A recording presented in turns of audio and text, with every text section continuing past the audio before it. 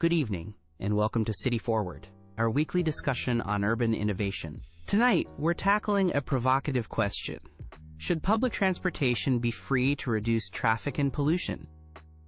It's a proposal gaining traction globally, but one that also sparks considerable debate about its feasibility and actual impact. Joining us are Dr. Elena Petrova, an environmental scientist, Mr. Samuel Jones, an economist, and Ms. Priya Sharma, an urban development journalist. Welcome to you all. Thank you, Alex. I firmly believe that making public transportation free is not just a desirable policy, but an essential one for the future of our cities. The environmental imperative is undeniable. Our reliance on private vehicles is choking our cities with pollution and accelerating climate change. Free public transport would significantly incentivize a shift away from cars, leading to a direct reduction in harmful emissions and an improvement in air quality for everyone. Beyond the clear environmental benefits, consider the profound impact on traffic congestion. Fewer cars mean less gridlock, faster commutes for those who still need to drive, and more efficient movement of goods and services, which ultimately benefits the economy. Furthermore, this isn't solely an environmental or logistical issue. It's a matter of social equity. Free access to public transport ensures that mobility is a right, not a privilege, for all citizens, regardless of their income. It opens up opportunities for employment, education, and healthcare for lower-income individuals and vulnerable groups who might currently be isolated by transport costs. The positive health impacts are also substantial, not only from cleaner air, but also from encouraging more active travel to and from transit stops. Therefore, free public transport is a multifaceted solution that addresses environmental concerns, eases congestion, and fosters a more inclusive and equitable society. It's an investment in our collective well-being. Alex, Dr. Petrova, while I commend the aspirational goals of reducing pollution and improving equity, the concept of free public transport is, I'm afraid, an economic illusion. Someone always has to pay, and the costs associated with running a comprehensive, high-quality public transit system are enormous. Eliminating farebox revenue, which often constitutes a significant portion of operating budgets, creates a massive funding gap that would inevitably fall upon taxpayers. This could manifest as higher property taxes, sales taxes, or income taxes, disproportionately affecting individuals who may not even use public transport regularly or at all. Is it fair to ask a senior citizen on a fixed income in a remote area who doesn't use the bus to subsidize a daily commuter's free ride? Moreover, there's a genuine risk of service degradation. Without fair revenue, and reliant solely on public funds which can be unpredictable and subject to political whims, how do we ensure continued investment in maintenance, upgrades, and expansion? We could see overcrowded vehicles, deteriorating infrastructure, and a reluctance to extend services to less populated areas where they might be needed but aren't quote-unquote cost-effective under a free model. There's also the potential for misuse and a decline in perceived value.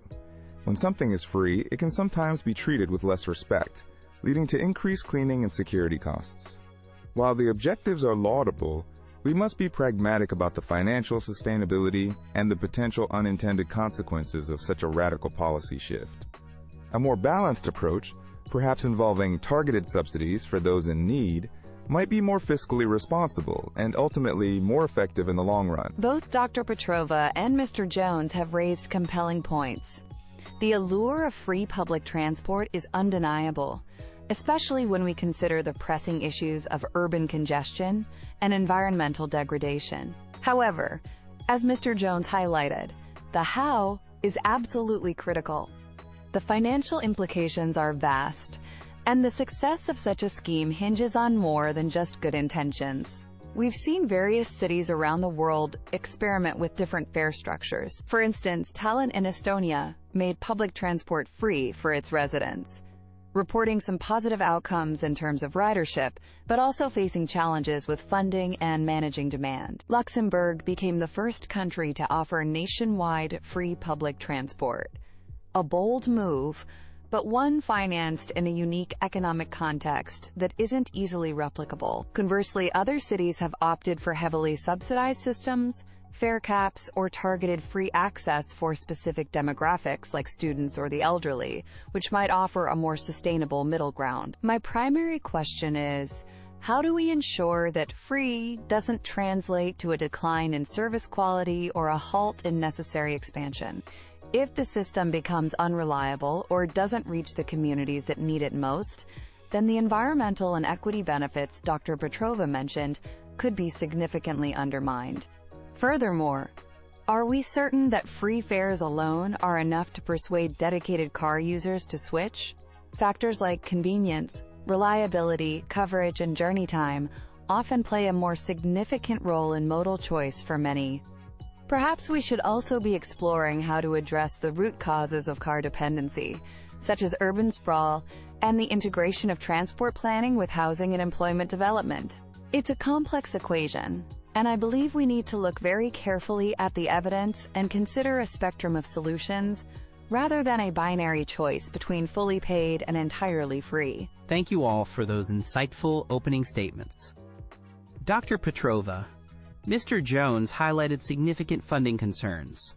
How could a city realistically finance a free public transport system while maintaining and even improving service quality and reach, especially considering the potential increase in demand? That's a crucial question, Alex, and one that requires innovative thinking beyond traditional budget lines.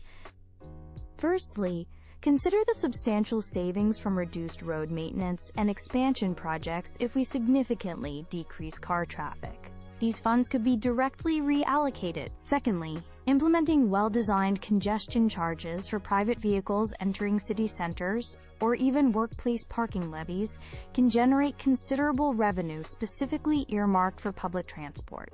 Some cities are also exploring modest increases in local business taxes, arguing that businesses benefit from improved accessibility for their employees and customers. Furthermore, carbon taxes could provide another stream. It's also important to factor in the broader economic benefits: reduced healthcare costs due to lower pollution, increased productivity from less time wasted in traffic, and the economic stimulus from greater mobility for all citizens. When you quantify these wider economic advantages, the initial investment in free public transport can be seen as a highly cost-effective strategy for overall urban prosperity and sustainability, not just an expense. Maintaining quality would require a steadfast political commitment to allocate these new revenue streams appropriately and to manage the system efficiently. Mr. Jones, Dr. Petrova argues compellingly for the environmental and social equity benefits and suggests several innovative funding mechanisms. Are these potential long-term societal gains not substantial enough to justify exploring these, albeit challenging, funding avenues for free public transport rather than dismissing it primarily on fiscal grounds? The societal benefits Dr. Petrova outlines are indeed significant and desirable, Alex. No economist would argue against cleaner air or better access for disadvantaged communities in principle. However, the scale of the costs involved in making an entire public transport system free and maintaining its quality is often underestimated. The innovative funding mechanisms mentioned, such as congestion charges or new taxes, are politically very difficult to implement and can have their own regressive impacts if not carefully designed. There's also the risk of, quote, revenue flight. If local business taxes become too high, for example, companies might relocate. Moreover, the projected, quote, broader economic benefits can be difficult to accurately quantify and may take many years to materialize, while the upfront costs are immediate and substantial. My concern is that in the pursuit of an idealistic free-for-all model, we might divert enormous public resources that could perhaps be used more effectively in other critical public services, or in more targeted transport subsidies that directly address equity concerns without dismantling the entire fare structure. It's a question of optimal resource allocation and risk management. A sudden shift to a fully free system, without an absolutely guaranteed, robust, and politically stable funding model, could lead to a, quote, death spiral of declining service and increasing, unsustainable subsidy demands. I advocate for incremental, evidence-based improvements and targeted support, rather than a high-stakes gamble on a completely fare-free system whose financial underpinnings are, in many contexts, still largely theoretical. Ms. Sharma, you've studied various urban transport initiatives. Having heard these arguments, what practical lessons or critical factors from cities that have experimented with different fare structures do you believe are most pertinent to this debate? And what does international experience tell us about the actual impact on car usage versus simply increasing trips by existing public transport users? That's a key point, Alex. International experience presents a mixed bag, which underscores that context is king. In Tallinn, for instance, while residents embraced free transport, the impact on reducing car journeys by those who previously drove was less significant than hoped. Much of the increased ridership came from pedestrians and cyclists shifting modes, or existing users making more trips. This highlights that free alone isn't a silver bullet for congestion if the service doesn't offer a compelling alternative to the car in terms of speed, comfort, and directness of routes. Quality and coverage are paramount. A critical lesson is the importance of integrated planning. Free public transport can't succeed in a vacuum. It needs to be part of a wider strategy that might include disincentivizing car use, as Dr. Petrova mentioned, but also investing in pedestrian and cycling infrastructure and smart urban development that reduces the need for long commutes. Political will and sustained public buy-in are also crucial. Funding commitments need to be long-term and resilient to changes in political administrations. If the public perceives a drop in service quality after fares are removed, support can quickly erode. Furthermore, many successful low-fare or strategically free systems, like those offering free rides for specific groups or during off-peak hours, often combine this with significant ongoing investment in service improvement. It's not just about removing the fare. It's about enhancing the entire value proposition of public transit. So, the most pertinent factors are ensuring service quality and expansion are funded, integrating fare policy with broader urban and transport strategies, and understanding that rider behavior is complex and influenced by more than just cost. The urgency of our environmental crisis and the growing social divides in our cities demand bold, transformative action, not just incremental tweaks. While the financial questions are valid, they should not paralyze us. With creativity and political will, sustainable funding models for free public transport are achievable. Think of it as an investment in public health, in a cleaner environment for future generations, and in a more just society where everyone has the opportunity to participate fully. Free public transportation is more than a policy.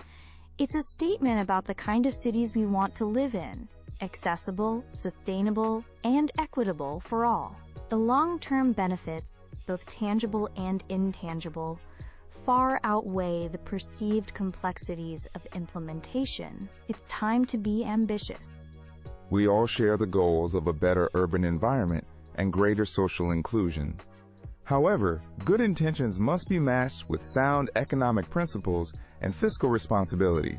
The idea of free public transport, while appealing, carries substantial financial risks and the potential for unintended negative consequences on service quality and taxpayer burden, if not impeccably planned and funded, a very high bar. I believe our focus should be on pragmatic, evidence-based strategies. Improving existing systems, investing in new technologies, ensuring services are reliable and extensive, and providing targeted support to those who genuinely need it.